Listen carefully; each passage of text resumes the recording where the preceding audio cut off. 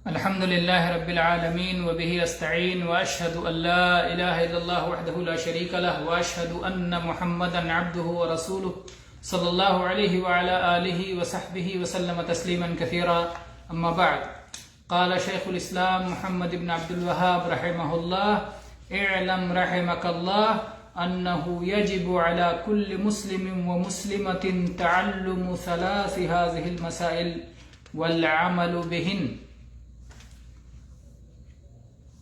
ابھی تک اللہ کے فضل و کرم سے ہم نے جو سلسلہ شروع کیا ہے شیخ الاسلام محمد بن عبد الوہاب رحمہ اللہ کی کتاب الاصول الثلاثہ کی شرح کا، تو اس میں ان 4 مسائل کا بیان ہو گیا ہے جو سورہ عصر سے معلوم ہوتے ہیں، جن کا سیکھنا ہر مسلمان پر فرض ہے، بلکہ ہر انسان پر جن کا سیکھنا فرض ہے.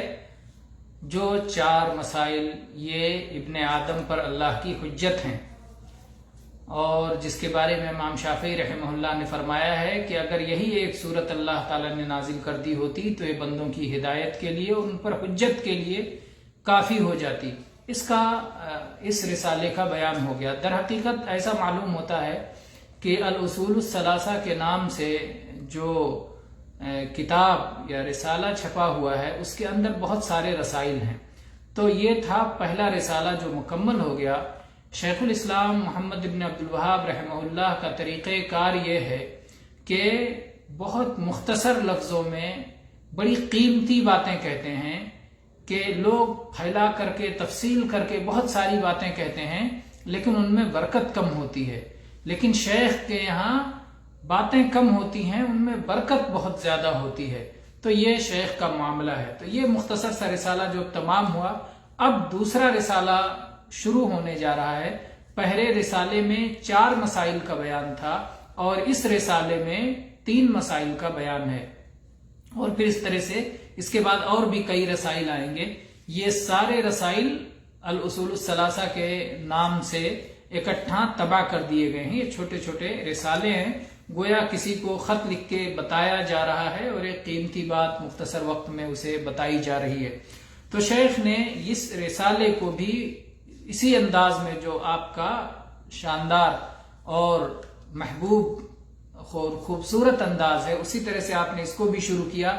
آپ نے فرمایا: اعلم رحمک اللہ، خوب اچھی طرح جان لو، یقین کے ساتھ جان لو، یہ بات معلوم ہونا چاہیے، اللہ تم پر رحم فرمائے. یہ طالب علم کے لیے دعا ہے، اس رسالے کے قاری کے لیے، اس رسالے کے پڑھنے والے کے لیے، اس خط کے پڑھنے والے کے لیے دعا ہے کہ اللہ تم پر رحم فرمائے. تو گویا شیخ ایک ہمدرد اور ناصح انسان تھے، لوگوں کی ہمدردی چاہتے تھے، اور ہمدردی یہ بیان کے ذریعے سے بھی، یہ جو مسئلہ بیان کر رہے ہیں یہ خود نصح ہے اور ہمدردی ہے، اور دوسرے اللہ تعالیٰ سے دعا گو بھی ہو رہے ہیں کہ جو میں مسئلہ بیان کرنے جا رہا ہوں وہ آپ کی سمجھ میں آ جائے، آپ اس کے مطابق عمل کریں اور آپ پر اللہ تعالیٰ رحم و کرم فرمائے.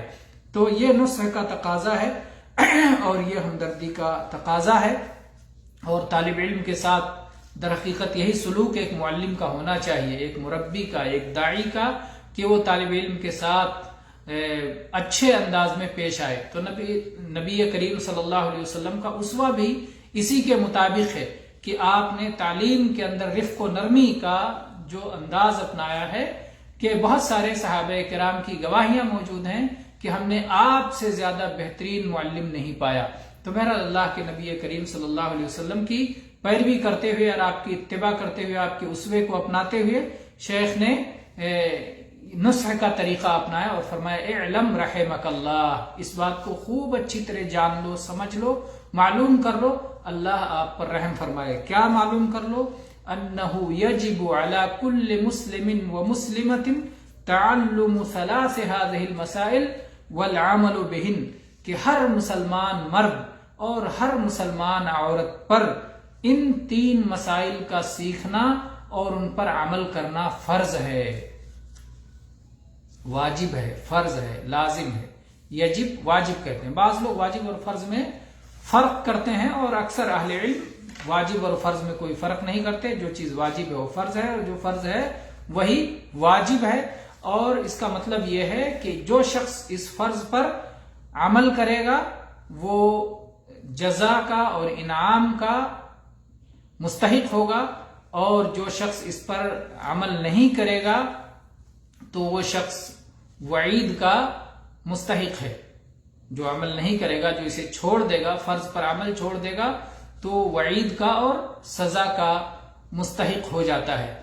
تو یہ ہے فرض اور واجب کہ اس پر عمل کرنے والا انعام کا مستحق اور اس کو چھوڑ دینے والا سزا کا مستحق ہو جاتا ہے۔ تو گویا یہ جو مسائل شیخ بیان کرنے جا رہے ہیں یہ کوئی مستحب مسائل نہیں ہیں، بلکہ یہ ایسے مسائل ہیں جن کا سیکھنا فرض ہے اور جن پر عمل کرنا فرض ہے۔ تو شیخ نے بتایا کہ ہر مسلمان مرد پر اور ہر مسلمان عورت پر، عام طور پر دین کے مسائل مسلمان مردوں اور عورتوں کے لیے سب کے لیے ہوتے ہیں۔ جو بھی مسئلہ آئے وہ مرد کے لیے بھی ہوتا ہے، عورت کے لیے بھی ہوتا ہے، سوائے اس کے کہ اس میں خصوصیت ثابت ہو جائے اور باقاعدہ شریعت نے واضح طور پر کہہ دیا ہو کہ یہ صرف مردوں کے لیے ہے یا صرف عورتوں کے لیے ہے۔ جیسے بعض مسائل ہیں، جیسے مسجد میں جا کر باجماعت صلاۃ ادا کرنا، یہ مردوں پر فرض ہے، عورتوں پہ فرض نہیں ہے۔ جمعہ میں مسجد میں حاضر ہو کر کے جمعہ پڑھنا، یہ مردوں پر فرض ہے، عورتوں پہ فرض نہیں ہے۔ اسی طرح سے اور بھی بہت ساری چیزیں ہیں جہاں پر اگر مردوں کی خصوصیت ہوتی ہے کہ کوئی چیز مرد کی ذمہ داری ہے، عورت کی ذمہ داری نہیں ہے، تو اسے واضح طور پر بیان کر دیا جاتا ہے کہ یہ مردوں کے لیے ہے، خاص ہے، یا یہ عورتوں کے لیے خاص ہے، مردوں کے لیے نہیں ہے۔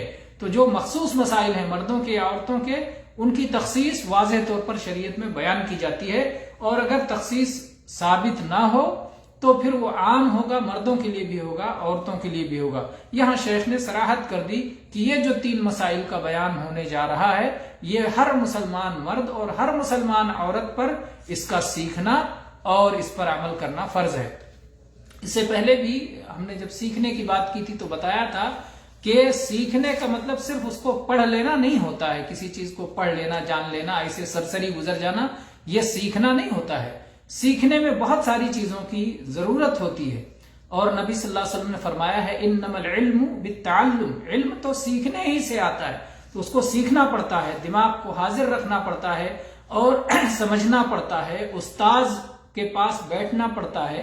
تو اصل علم سیکھنے کا طریقہ یہ ہے کہ استاذ سے سیکھا جائے، استاذ سے طالب علم سیکھے، اور جہاں کہیں کوئی اشکال ہو، کوئی سوال ہو، کوئی پوچھنے کی ضرورت ہو تو اسے پوچھ کر کے اس کو کلیئر کر لے، تو اس طرح سے چیز واضح طور پر سمجھ میں آ جاتی ہے۔ تو علم کے لیے وقت، حاضر دماغی محنت اور استاذ اور بہت ساری چیزوں کی ضرورت ہوتی ہے، تو یہ سیکھنا چاہیے ہر مسلمان پر، مرد پر، عورت پر، ان 3 مسائل کا سیکھنا اور ان کے مطابق عمل کرنا فرض ہے۔ یہ 3 مسائل کیا ہیں انشاءاللہ ہم ان کو اگلے دروس میں بیان کریں گے۔ اگلے دروس میں آپ انتظار کریں، کل اور اس کے بعد کے دروس، تو انشاءاللہ ہم اس میں بتائیں گے کہ وہ 3 مسائل کیا ہیں جن کا سیکھنا ہر مسلمان مرد اور عورت پر فرض ہے۔ اور اگر یہ مسائل نہ سیکھے جائیں تو ظاہر بات ہے اس کا نتیجہ کیا ہوگا؟ جہالت ہوگی، لا علمی ہوگی، اور جہالت اور لا علمی وہ بری چیز ہے کہ جس سے انبیاء کرام بھی پناہ مانگا کرتے تھے۔ تو علم سیکھنے کا ایک مقصد یہ بھی ہوتا ہے کہ ہماری جہالت ختم ہو جائے اور علم کی روشنی آ جائے اور جہالت کا اندھیرا مٹ جائے۔ تو انشاءاللہ ان مسائل کو ہم آگے بیان کریں گے۔ وآخر دعوانا ان الحمد للہ رب العالمین، صلی اللہ علی نبینا وسلم۔